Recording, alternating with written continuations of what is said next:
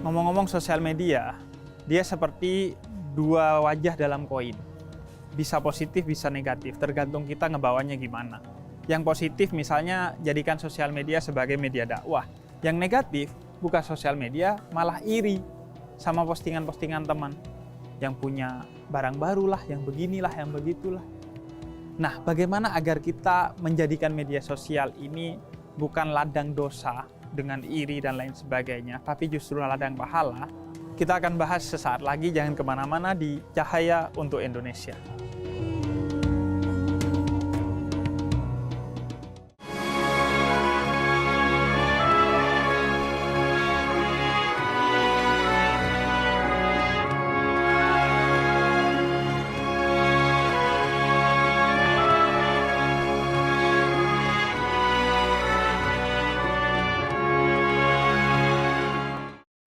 Assalamualaikum warahmatullahi wabarakatuh. Alhamdulillah, pada kesempatan kali ini kita bertemu lagi di satu acara, yaitu Cahaya untuk Indonesia. Ini satu acara untuk memberikan cahaya bagi masyarakat Indonesia sehingga kita hidup dalam tatanan kehidupan yang teduh, yang nyaman, yang bersatu dan dalam rahmat Allah Subhanahu wa taala. Hari ini kita berada di Yayasan Al-Fahriyah, pimpinan Al-Habib Jindan bin Novel bin Salim bin Jindan. Sudah hadir juga para santri. Assalamualaikum semuanya. Apa kabar? Alhamdulillah. Dan pada hari ini kita akan membahas satu tema yang sangat relate dengan kehidupan kita, apalagi di era media sosial seperti saat ini, yaitu iri menguras hati. Jadi bagaimana sikap iri ini menguras hati, tapi entah kenapa kita kayak kecanduan gitu yang namanya iri. Bersama guru kita semua, Al-Habib Jindan. Habib, apa kabar Habib? Alhamdulillah. Alhamdulillah. Habib, seiring zaman sekarang ini Habib, di media sosial Habib, kita ini kayaknya dapat lubang baru Habib untuk menumpahkan rasa iri Habib. Jadi seiring dengan adanya media sosial, banyak kemudian media sosial ini menjadi tempat kemudian kita iri kepada kehidupan orang lain. Banyak orang yang posting ini dan posting itu, ada yang beli rumah baru, ada yang beli mobil baru, kemudian kita iri. Nah, sebelum ke sana Habib, kita ingin diberikan pencerahan tentang bahayanya sikap iri. Bagaimana Allah dan Rasulnya menekankan kita tentang bahayanya sikap iri itu. Alhamdulillah, wassalatu wassalamu ala Sayyidina Rasulillah, Sayyidina Muhammad bin Abdullah, wa ala alihi wa sahbihi wa mawalah, ma ba'd. Rasulullah sallallahu alaihi wa alihi wasallam mengingatkan kita tentang bahaya sifat iri. Rasulullah sallallahu alaihi wasallam itu beliau menyebutkan, innal hasada ta'kulul hasanat kama ta'kulun narul hatab. Sesungguhnya sifat iri, sifat hasad, sifat iri itu menguras dan menggerogoti amalan manusia sebagaimana api menggerogoti kayu-kayu yang kering. Jadi habis begitu saja. Kalau kita punya satu gudang isinya kayu semua, taruh api sedikit, berubah jadi satu gudang api, semuanya hangus, terbakar. Begitu juga amalan manusia, dengan sedikit sifat iri saja akan memberanguskan amalan yang banyak. Salat yang banyak hangus, puasa yang banyak hangus, ngaji yang banyak hangus. Cuma ada satu masalah.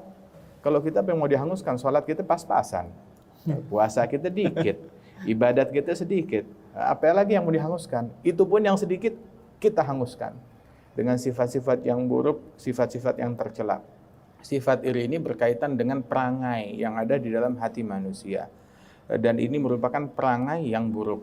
Dan orang sayyi'ul khuluq, orang yang perangainya buruk, yut'ibu nafsah, dia membuat dirinya sendiri capek. Dia membuat dirinya sendiri lelah, bukan orang lain yang lelah dengan perangai yang buruk dia. Tetapi orang yang pertama susah dengan perangai buruknya adalah si orang yang berperangai buruk itu sendiri. Dia mengganggu, dia iri, dia mendengki, dia sendiri yang capek sebelum orang lain. Adapun orang lain yang diiri, yang dihasud, dia tidak merasakan apa-apa. Ada 1000 orang iri terhadap dia, dia nggak merasakannya. Yang paling dirugikan dengan sifat iri itu adalah pelaku dan orang yang berperangai buruk tersebut. Adapun media sosial bukan medianya yang salah, tapi orang berperangai buruk yang salah di dalam menyikapi media sosial. ketika dia meletakkan konten-konten yang tidak baik, ataupun juga ketika dia menyaksikan, melihat, dan membuka hatinya untuk konten-konten yang tidak baik. Sebab hati manusia itu adalah aset terpenting yang dimiliki oleh seseorang, yang mesti dijaga. Ini aset yang paling mahal, lebih mahal daripada konten-konten yang kita saksikan, lebih mahal daripada ini punya mobil baru, punya rumah baru, punya pesawat baru. Hati kita lebih mahal daripada dunia seisinya. Dan hati tersebut sari'ut ta'athur, mudah terpengaruh dengan apa yang masuk ke dalam dia. Dan akses masuk ke dalam hati melalui dua pintu, pintu mata dan pintu telinga. Dan mukmin harus punya masker di dua pintu tersebut. Seperti kita sekarang di masa pandemi, apa yang kita napas harus difilter. Jangan sampai masuk kuman ke dalam pernapasan kita, masuk virus. Begitu juga jangan sampai masuk virus ke dalam hati kita melalui dua pintu ini, pintu mata dan pintu telinga.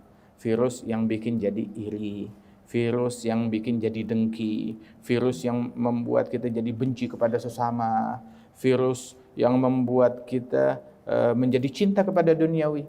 Itu ada beberapa ulama ahli tasawuf, mereka bilang, ayo wahai murid-muridku, marilah kita bertaubat dari sebuah dosa yang orang-orang jarang bertaubat darinya karena tidak menganggap ini adalah sebagai dosa. Muridnya bertanya, dosa apa? Dosa hubbud dunya, cinta kepada dunia. Ada orang dia minum minuman keras, dia taubat. Dia zina, dia taubat. Dia nggak tahu kalau hubbud dunya itu juga dosa. Dan orang, siapa yang bertaubat dari penyakit hubbud dunya? Waliyadzubillahi min dzalik. Alhasil yang salah bukan medsosnya, tetapi bagaimana pelaku-pelaku yang ada di dalam medsos, baik yang meletakkan konten ataupun juga yang menyaksikan konten. Ini kan enak, cahaya untuk Indonesia ini betul-betul cahaya buat Indonesia. Kenapa cahaya buat Indonesia? Bukan cuma buat di Indonesia dong, untuk di dalam kubur kita. Sebab isinya ilmu untuk merangin kuburan kita. Isinya ngajak orang rahmat, ngajak orang kasih sayang, ngajak orang untuk membersihin hati dari hal-hal yang tidak baik. Medsos dan apapun kemajuan teknologi, kalau nggak kita manfaatkan buat kebaikan, akhirnya dimanfaatkan buat keburukan. Dan seberapa besar itu semua dipakai buat keburukan adalah tergantung daripada kelalaian kita. Kita membiarkan celah kosong hingga keburukan masuk di situ. Harusnya kita isi dengan kebaikan sehingga tidak ada ruang buat keburukan. Di dalam hadis Rasulullah SAW beliau bersabda, min husni islamil mar'i tarkuhu ma la ya'ni. Termasuk nilai kualitas keislaman seseorang, dinilainya dari apa kualitas keislaman seseorang? Dari meninggalkan hal-hal yang bukan urusan dia, yang dia nggak punya kepentingan di situ. Makna la ya'ni, la yanfa'u la din wala dunyawi. Hal-hal yang tidak menguntungkan dia dalam segi agama, dalam segi akhirat, ataupun dalam segi dunia. Memang kalau dia nonton dia dapat duit. Kalau dia nonton dia makin taqwa, makin khusyuk salatnya. Kan enggak. Mau ngapain ditonton? Yang nonton salah, yang naruh konten ya juga salah. Cuma kalau kita mau negur yang naruh konten pun juga berapa banyak konten. Jadilah kita orang yang jeli tentang apa yang mau kita masukkan ke dalam hati kita. Ini hati-hatinya kita, asetnya kita, jangan dikotorin rumahnya kita ini. Yang kita punya kedaulatan justru hati kita, Habib ya. Betul. Kalau konten kita nggak bisa ngurusin. Kita nggak punya kedaulatan di hatinya orang, di kontennya orang, kita nggak punya kedaulatan. Paling ya kita hanya menganjurkan, kita ngasih nasihat, kita da'i ilallah, ngajak orang kepada Allah, bukan maksa orang kepada Allah. Kita cuma ngajak, yang mau ikut, alhamdulillah, dia sendiri yang untung, bukan kita.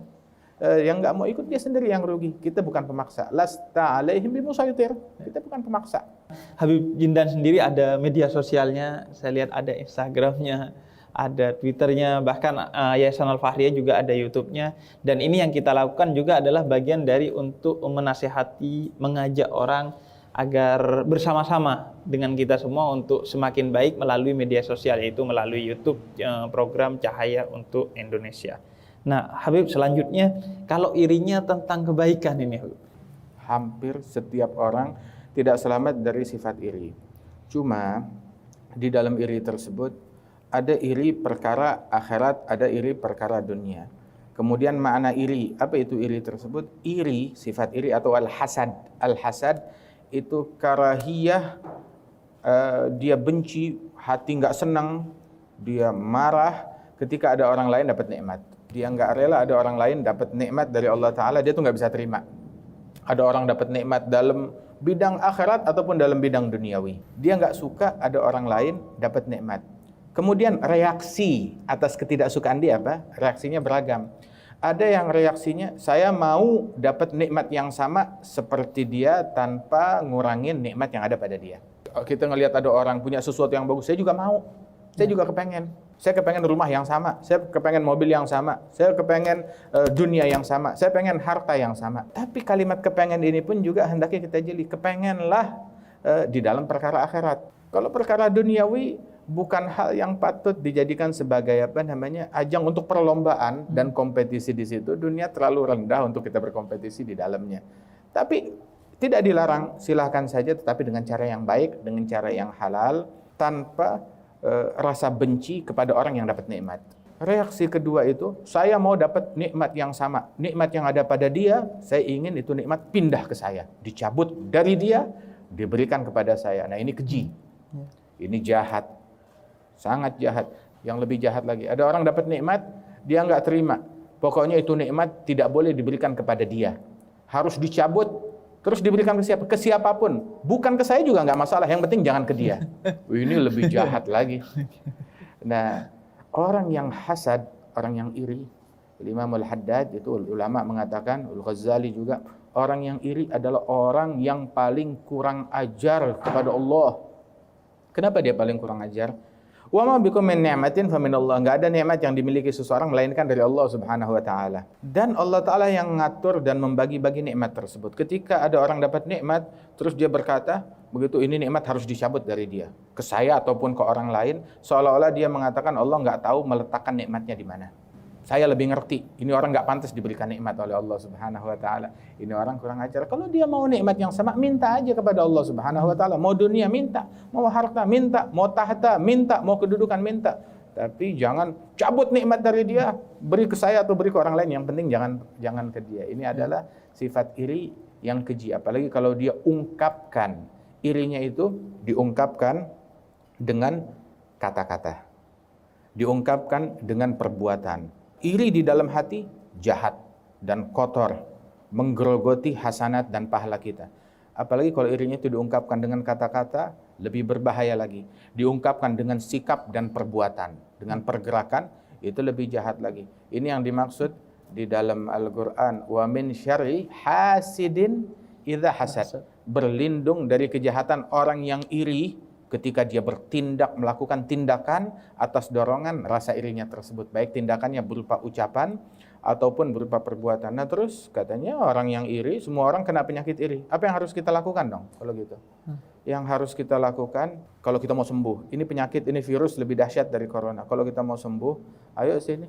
Tengah malam, ketika kita tahajud, pergi ke mihrab. Di atas sejadah kita, sholat, sujud, di sujud yang terakhir dengan linangan air mata, dia doa kepada Allah Ta'ala, ya Allah, fulan yang saya iri kepadanya, berikan nikmatnya lebih gede, lebih banyak, double, 3 kali lipat, beri jabatannya lebih tinggi, naikkan derajatnya lebih hebat lagi, lebih luas lagi. Ketika nafsu diginiin, itu nafsu udah berputus asa dari sifat iri, dan ini adalah obat yang paling ampuh. Ketika kita mendoakannya dengan linangan air mata, dengan kesungguhan, pasti sembuh. Sebagaimana ini adalah obat dan kiat yang diajarkan oleh guru kami Al-Habib Umar bin Hafidh dan para ulama lainnya. Adapun iri sekedar kepengen menjadi sesuatu, saya mau dong nikmat yang sama tanpa ngurangi nikmat dia, boleh-boleh aja. Tapi alangkah baiknya kalau keinginan dan obsesi tersebut dalam urusan akhirat. Jangan cuma dalam urusan dunia. Oh, dia punya kotoran kambing, saya punya kotoran kambing yang sama dia pengen. Dia punya sayap nyamuk, saya juga pengen punya sayap nyamuk seperti dia. Ya, kita enggak serendah itulah. Nabi menyamakan di dalam hadis bahwasanya lau kanatid dunya ta'dil 'indallah janah ba'udah ma saqa kafiran minha syarbata ma. Seandainya dunia sepadan di mata Allah dengan selembar sayap nyamuk di mata manusia. Bukan 2 lembar, selembar sayap nyamuk di mata manusia, kadarnya seperti apa sih? Nggak ada kadarnya. Kalau kita ngelewatin sayap nyamuk di jalanan, barusan saya ngelewatin sayap nyamuk, saya nggak pungut, saya nggak bakal kita sebut, saking nggak ada harganya, saking hinanya. Seandainya dunia di mata Allah kadarnya sama seperti sayap nyamuk selembar di mata manusia. Niscaya itu sudah terlalu berharga dan Allah nggak bakal memberikan orang-orang yang tidak beriman kepada Allah seteguk air pun juga. Tapi karena itu dunia jauh lebih hina dari itu semua, silakan ambil dunia dar liman la daralah, mal liman la malalah, wala yajma'u man la aglalah. Dunia rumah buat orang yang di akhirat nggak punya rumah, harta buat orang yang di akhirat nggak punya harta. Yang terobsesi dengan dunia adalah orang yang di akhirat tidak punya akal, baik dengan hartanya ataupun dengan tahtanya. Cinta kepada dunia, cinta kepada harta itu harus menumbalkan agama kita. Cinta kepada tahta, kedudukan, maka kita harus mengorbankan harta dan agama. Dua-duanya, habis dua-duanya buat mencapai harta tersebut. Iya. Kalau kita mau jadi sesuatu, Nabi bilang, la hasada illa fitnatain. Enggak ada kalimat kepengen menjadi sesuatu, obsesi dalam sesuatu, melainkan dalam dua hal. Terobsesi dengan sesuatu, terobsesilah dengan dua perkara. Yang satu, orang yang alim. Orang yang alim, yang diberikan hikmah, diberikan ilmu. Cuma bukan ilmu sekedar teori doang, ilmu yang satu paket. Dan dia habiskan ilmunya itu di jalan Allah siang dan malam. Dia berbagi, dia memberikan manfaat, dia sebarkan kedamaian, dia sebarkan akhlak sebagai konsekuensi dari ilmunya siang dan malam. Dia bantu orang, dia tolong orang dengan ilmunya. Dan yang kedua, orang yang diberikan harta dan dia infakkan harta tersebut siang dan malam. Ada satu orang doa, minta hajat, doakan saya biar jadi orang kaya. Salah doanya, doakan saya agar saya menjadi orang yang dermawan, yang bisa manfaat, memberi dan berbagi. Dan dengan begitu dia akan kaya artinya. Dan dengan begitu dia akan menjadi kaya. Iya. Kalaupun dalam hal harta, irinya untuk mensedekahkan, berdermawan kepada orang lain.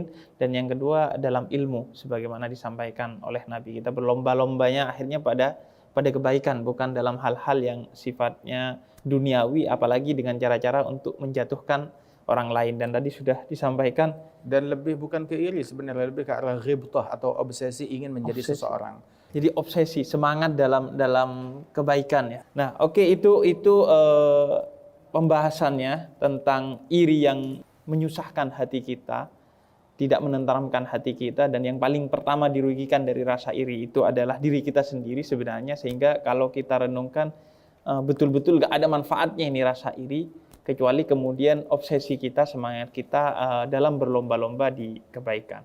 Nah, hari ini sudah ada para santri-santrinya Habib Jindan dari Yayasan Al-Fahriyah. Mungkin ada yang mau bertanya, silakan. Saya pengen tanya tentang sifat iri tersebut. Sebelumnya saya Salim. Tadi Habib kan jelaskan tentang sifat iri. Terus kalau kita lihat sekarang nih, zaman sekarang, lihat sosmed nih orang posting tentang dia lagi ngaji atau hal-hal yang religi, tuh apakah termasuk dalam sifat iri tersebut? Ya. Oh ya, jadi dia postingnya lagi ngaji di sini, Habib.